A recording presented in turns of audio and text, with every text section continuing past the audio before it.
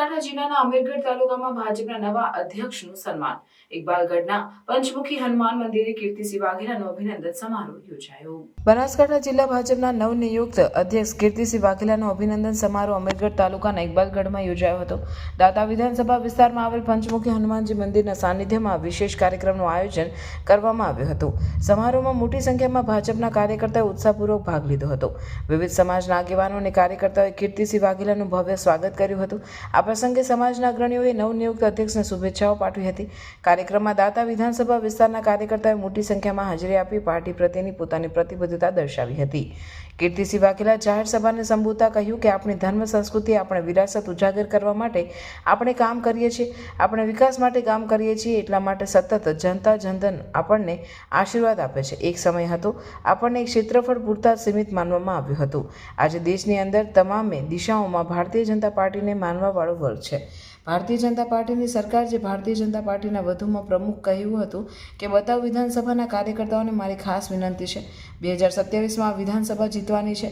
એ પહેલાં તાલુકા પંચાયત, જિલ્લા પંચાયતની ચૂંટણી આવે એ પણ આપણે જીતવાની છે. જીતવા માટે આપણા જોડે હથિયાર ઘણા બધા છે, પણ તે હથિયાર પાડ્યા રાખીએ તો તે કામ નહીં. એ હથિયાર વાપરવા પડે. આપણે પાર્ટી કાર્યકર્તા થકી જ ચાલે છે. કાર્યકર્તાઓના કારણે આ પાર્ટી આટલી મોટી બની છે. અમર દિવસોમાં આપણા કાર્યકર્તાઓ તાકાતથી કામે લાગે. દાતા વિધાનસભામાં દાતાની જનતાની ખૂબ અપેક્ષા છે. લોકસભામાં તમે બધાએ ખૂબ વોટ આપ્યા છે. દાતા વિધાનસભામાં ભાજપ જ છે. બીજું બધું મગજમાંથી કાઢી નાખો. અહીંયા ભાજપ જ સ્થાપિત કરવાનું છે. દાતા વિધાનસભાના દરેક ગામની અંદર, દરેક બૂથની અંદર એક બૂથની જવાબદારી આપણે આગેવાન કાર્યકર્તાઓએ લઈએ. જે પણ જવાબદારી આપણને આપવામાં આવે તે જવાબદારીપૂર્વક આપણે કામ કરીશું તો ચોક્કસ આપણે દાતા વિધાનસભામાં જીતીશું. ભારતીય જનતા પાર્ટી દાતા વિધાનસભા દ્વારા આયોજિત આજના સન્માન સમારોહમાં પાર્ટીના પ્રમુખ તરીકે જવાબદારી મળી છે. એ બદલ દેશના પ્રધાનમંત્રી આદરણીય શ્રી નરેન્દ્રભાઈ મોદી સાહેબ, રાષ્ટ્રીય અધ્યક્ષ શ્રી જેપી નડ્ડા સાહેબ, દેશના યશસ્વી ગૃહમંત્રી શ્રી અમિતભાઈ શાહ સાહેબ, પ્રદેશ અધ્યક્ષ શ્રી સી આર પાટીલ સાહેબ, માન્ય મુખ્યમંત્રી શ્રી ભૂપેન્દ્રભાઈ પટેલ સાહેબ, પ્રદેશ સંગઠન મહામંત્રી શ્રી રત્નાકરજી,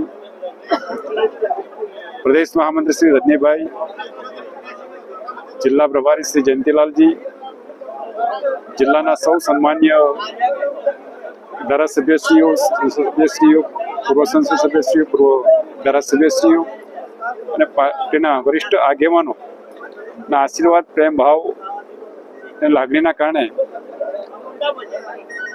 જિલ્લા અધ્યક્ષ તરીકે જવાબદારી મળી છે. એ બદલ સૌનો આભાર વ્યક્ત કરું છું. આ ખુશીમાં દાતા વિધાનસભાના સૌ સન્માન્ય આગેવાનશ્રીઓ અને કાર્યકર્તાઓએ પણ મારું સ્વાગત સન્માન કર્યું. એમનો પણ હું હૃદયપૂર્વક આભાર વ્યક્ત કરું છું. દેશના પ્રધાનમંત્રી આદરણીય શ્રી નરેન્દ્રભાઈ મોદી સાહેબ આપણા દેશને 2047માં વિકસિત ભારત બનાવવા માગે છે. ભારતને મજબૂત બનાવવા માંગે છે. અને ભારતને મજબૂત બનાવવા માટે, મોદી સાહેબના હાથ મજબૂત બનાવવા માટે ભારતીય જનતા પાર્ટી મજબૂત થાય એ માટે આ વિસ્તારના અમારા સૌ સન્માન્ય આગેવાનશ્રીઓ અને કાર્યકર્તાઓ વર્ષોથી આ વિસ્તારમાં પાર્ટીનું કામ કરી ભારતીય જનતા પાર્ટીને મજબૂત કરવાનું કામ કરી રહ્યા છે.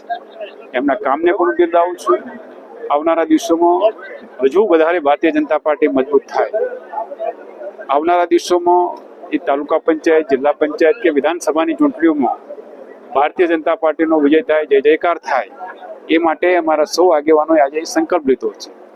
અમે સૌ સન્માન્ય આગેવાનો, ખાસ કરીને પાર્ટીના કાર્યકર્તા, એ પાર્ટીનો પ્રાણ છે. કાર્યકર્તાની શક્તિઓનો સમન્વય કરી, કાર્યકર્તાની શક્તિનું સંગઠન કરી આવનારા દિવસોમાં આ વિસ્તારની અંદર ભારતીય જનતા પાર્ટી મજબૂત થશે.